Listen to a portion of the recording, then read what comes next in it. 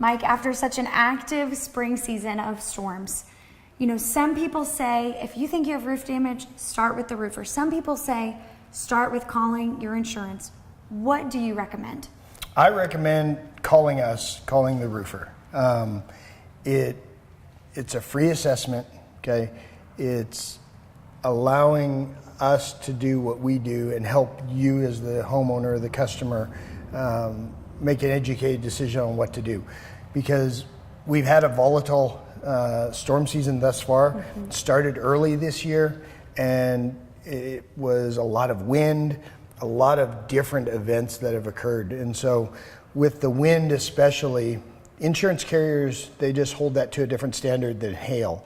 And so a lot of times, you know, there are insurance carriers, they just want them to call them first. But I feel that, you know, as a homeowner, I don't want to make frivolous claims, and so that's my heart for our customers as well. Don't just make a frivolous claim or an unwarranted claim. We want to make sure that it's a justifiable claim, because in the end, that's going to help everybody involved. Talk to me just about the wind. How does the wind affect my roof, you know, in a different way that I may not be aware of until, oh, there's a patch of shingles missing? Yeah, I mean, the wind, it was predicted already 8 months ago that tornado season would be more active in this area than ever before. Well, and so it's amazing the meteorologists and all the brains to be on that, how they can predict that. Well, with that has come high winds. And so it impacts the shingles in crazy ways.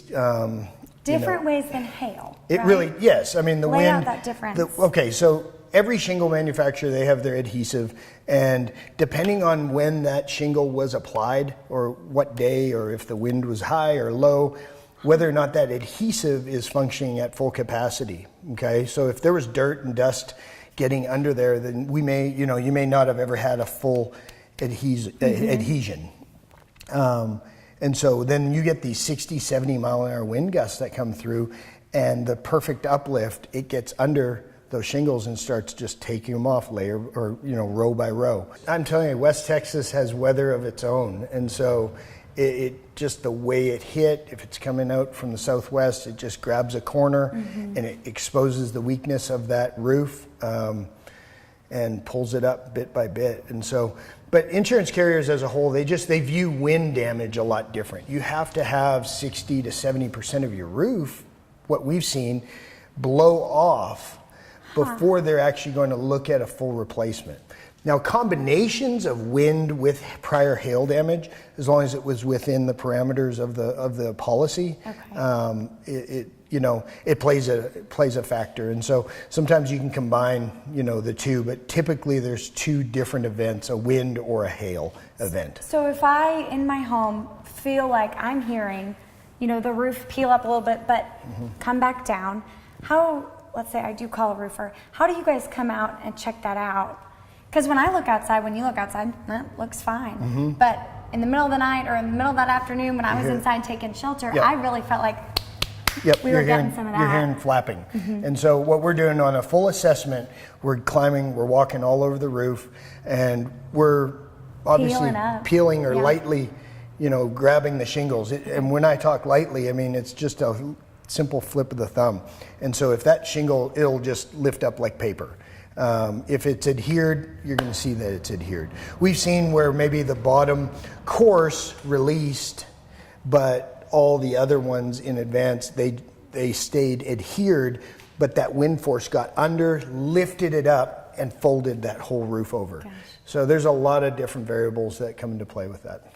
We're not insurance or policy experts. We don't look at the policy stuff, but we understand, what is the norms. a normal filing of the claim.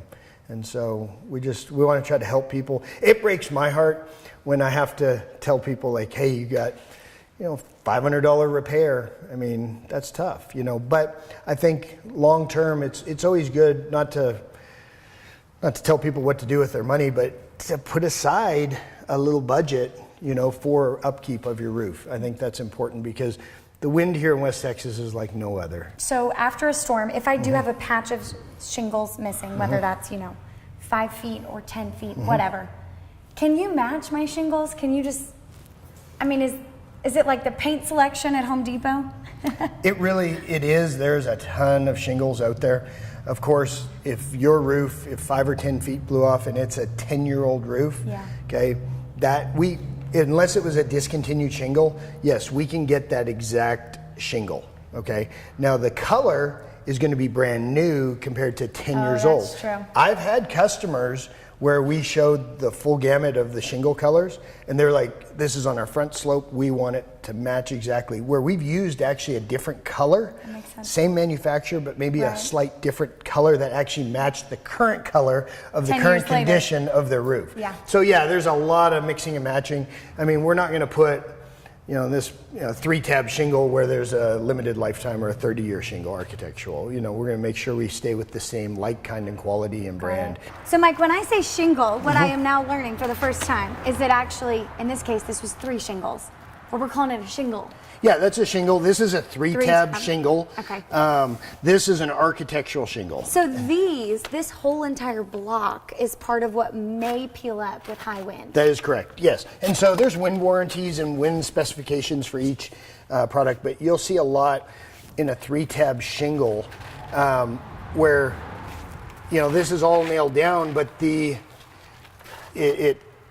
wind gets under this flap and it'll flap it and bend it right over. Right, right. Okay, or it'll pull the whole shingle up itself. So this has a 60-mile-an-hour wind warranty. Okay, Okay. This has a 110-mile-an-hour wind warranty. So you're asking, well, we had 60-mile-an-hour winds or 70-mile-an-hour winds. Why would this blow up? It goes back to our previous talk about the climate, the conditions of when the roof was put on. Was it 40-mile-an-hour winds? Did dirt get under, the adhesive?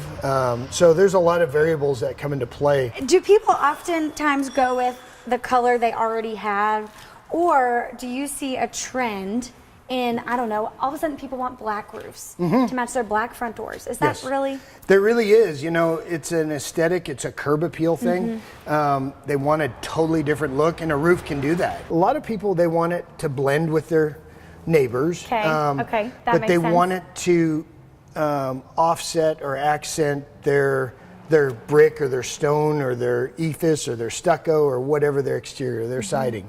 And so they're just looking for something to make their house pop. I'll tell you what, my husband had our roof replaced with the same color. And that was one of our first major fights. It's because we had the opportunity to totally do. change the look of our house. Yes.